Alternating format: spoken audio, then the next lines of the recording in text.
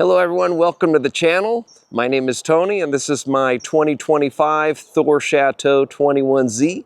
I'm going to go over all the buttons with you.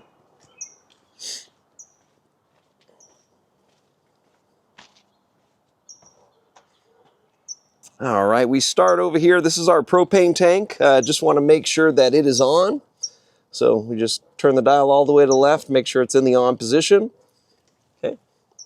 Over here is your generator. If you need to use it, we turn it on inside. This is a tankless water heater, unlimited hot water as long as you have propane. Okay, and these are your connections. This is how you connect an RV. Very first thing we do is I always wear gloves when it comes to connecting an RV. This is a 30 amp power source. All we do is just plug this in there and then screw this on and you're all set. So we usually do this 3 steps: electricity first, fresh water second, and sewer third. And when we disconnect, we do it in the same order. So we got our fresh water hose. What I always do at the campsite is the faucet, I always open it up, let it run for maybe about a minute or so to get all the gunk out. And then we hook this up. And then all you do is you hook this over here to the city water connection. Make sure it is on tight. If you see any dripping or spraying, that means that it is not on. So you want to turn off the faucet, come back here, and then redo it again. So that is second. So the last thing that we do is sewer. This is the most intimidating, but it's probably one of the easiest things to do. If you could see right down here, we have a little cap. So what we do is we take off this cap. Okay. And you can see that it has little dimples. And then all we do is we just put this on there just like that. And usually at your site, there would be either a screw off top or a lift up top. And then we plug this right in there. As you can see, I'm using a little bridge to kind of help guide everything down. What we do when we hit to the campsite or the dump station, make sure this is all connected first before you dare pull any one of these valves. Okay, now if you come over here, you will see 2 valves. There is a black one on your left side, and there is a gray one on your right side. So what we do is we pull this black one out. We pull it all the way out, okay? And leave that open, let it run for maybe about a minute or 2. And then after that, that black one is actually your toilet tank. So it's gonna bring everything out. And then the second one, when you hear everything's completely flushed out, then we pull this gray one all the way out. Okay, just pull it out. And this is your, what we call gray water, which is your shower and sink water. The reason why we do this one second is it's pretty much soapy water and it's just gonna flush out whatever came out of the black tank first. At your campsite, what most people do is they usually leave these valves closed. And then in the morning, they open everything up and let it flush out. Other people that have a lot of kids or a lot of people that just don't want these tanks to be full will usually just leave these both valves completely open up at the campsite. And then when you're ready to leave, all you do is just close the valves up, disconnect that, put the cap on, and you're all set. Okay. And you'll notice that there is another faucet right here. There's another little connector. What this is a tank flush for your black water tank. So when you're at the site, if you see a sign that says non-potable water, usually there will be a hose there. So what we do is we connect the hose to this, and what this does is this flushes out your black water, your toilet tank. So we turn on the faucet, let it run for a couple minutes, make sure that that black valve is open so everything flushes out. So what we do, let it just run for a few minutes, and then everything will completely flush out. Okay, so very simple. And then when you disconnect, like I said, you want to do your electricity first, fresh water second because our hands are clean, and then sewer at the end, okay? But I always wear gloves whenever we do this. All right, we're going to come over here.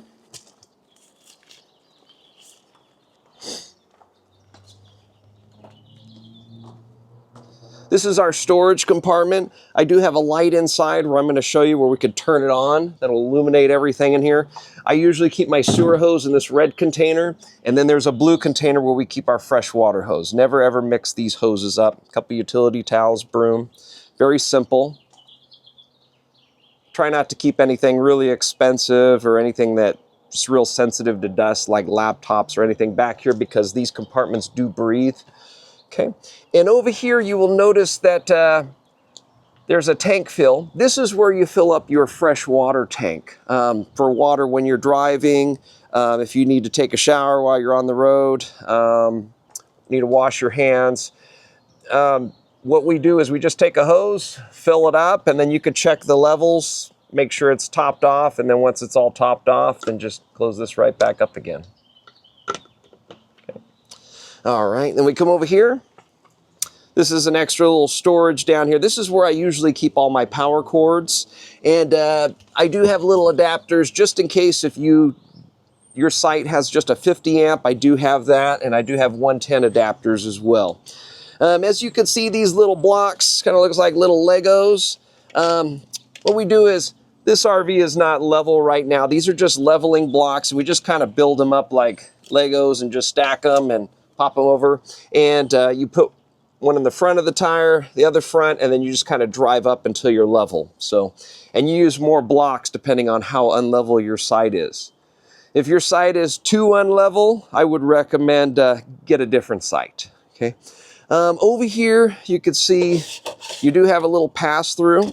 It's a little screen door. Just make sure it's pushed all the way so you can pass your drinks or whatever you want through here. Just kind of keeps the bugs out. Okay.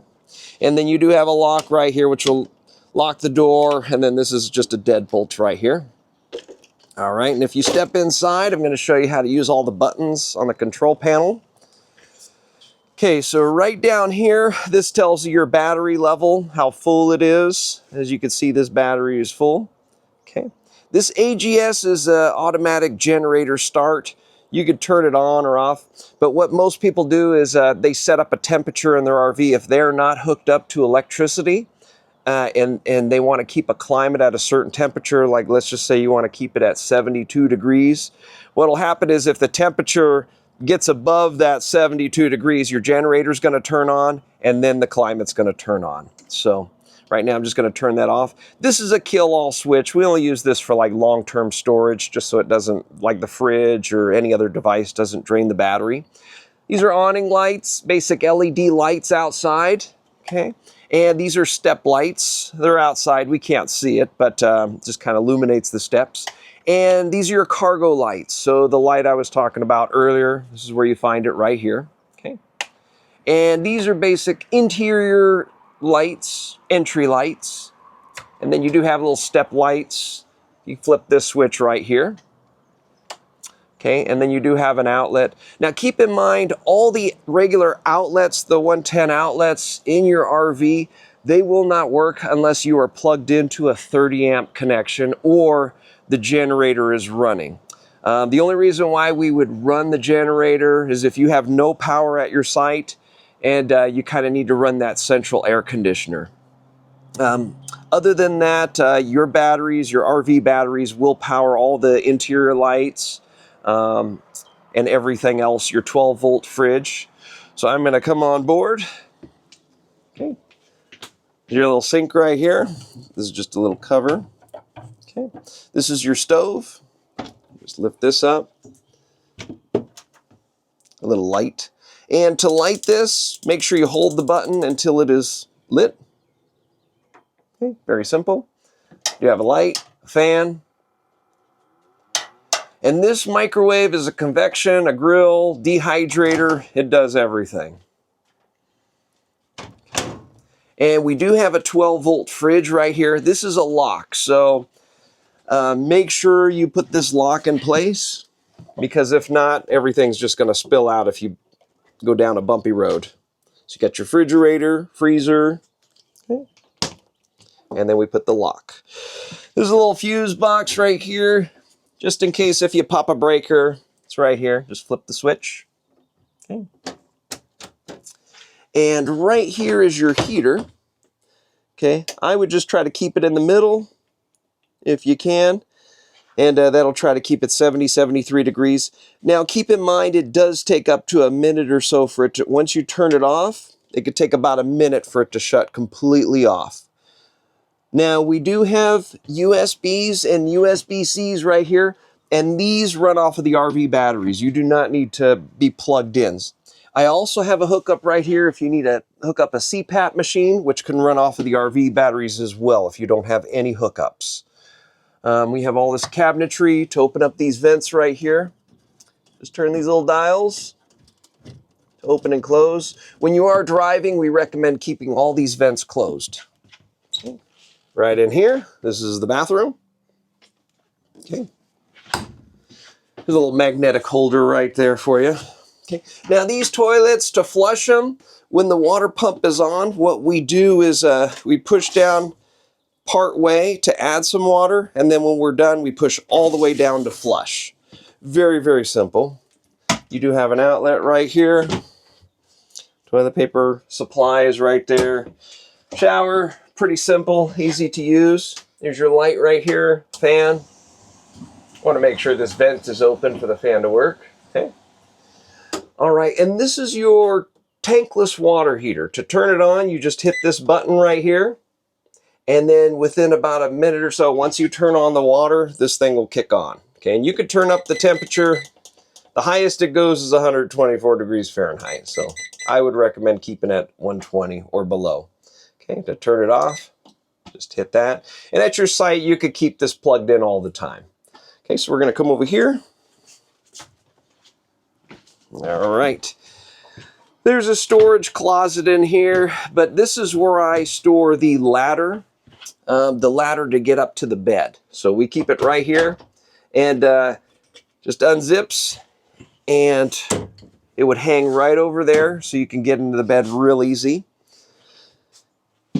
Okay, if you notice, this seat does have two anchors. You can anchor a couple of car seats in there. Okay, right back here. Okay. And to drop this bed, there is a little lever underneath that you just turn, and then you just push down. And then these seats, they do come up. They're going to kind of go in the middle, and then these fold flat. So you got like one big bed here if you need to use a bed. All right, we're just going to put that back. Okay. Also right over here, you have another USB, USB-C, and these run off of the RV battery as well. So you don't need to be hooked up to a 30 amp to use these. Okay, up here you have your bed. This can seat up to 800 pounds. You do have a couple cup holders over there, and this is a curtain, so there's a little Velcro all across. Your curtain will go all the way across, and you do have another curtain up here that will give privacy. This TV will swivel around. Okay. To lock it into place, you just tighten these little dials right here, so it's not moving or moving while you're driving. Okay. It's nice and tight.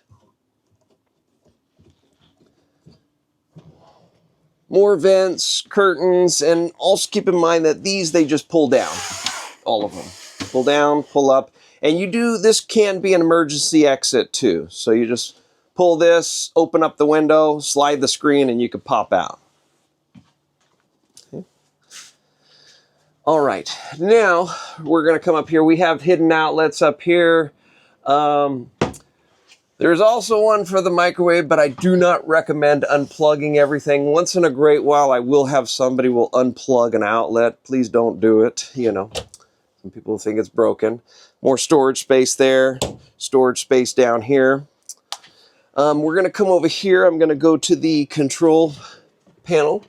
Okay, this will show you your tank levels. So we start LPG as liquid propane. You can see your propane levels. You can see all the little lights say it's full. Battery is full. Fresh water tank, we could fill it up, make it full. This is your black water tank, which is your toilet tank. You can see it's empty. And then your gray water tank is empty. This is a water pump. If you have no water anywhere, no water at your campsite, we flip this switch on and this will tap into your water tank. It's a 50-gallon water tank. You could wash your hands, take a shower, whatever you could do off of 50 gallons. Okay. And at your site, like I said, no water connection. I would just keep this thing on all the time. To start your generator, we hold down this stop button for maybe 5 seconds to prime it. And then after that, we hold this start button and release. And within about 5 to 10 seconds, you're going to hear your generator kick on. Now, what we do is we wait till we generate enough electricity, which could be about 30 seconds or so. and then we could start turning on our central air conditioner up here and power everything. Okay, and hear the generator running. Now, like I said, I wouldn't recommend turning the generator on just to charge phones or anything, because the generator can consume up to 1 gallon per hour of gas, and it does tap off of your regular gas tank. If your gas tank is 1/4 or below, the generator will not turn on. Okay. All right, so we're going to come around the vehicle.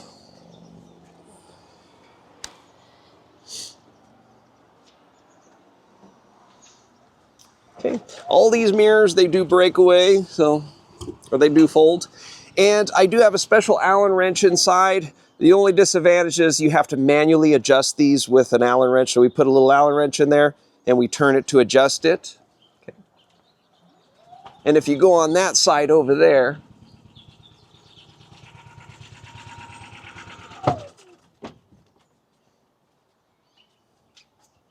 okay, this is where I usually keep the wrench for adjusting the mirrors.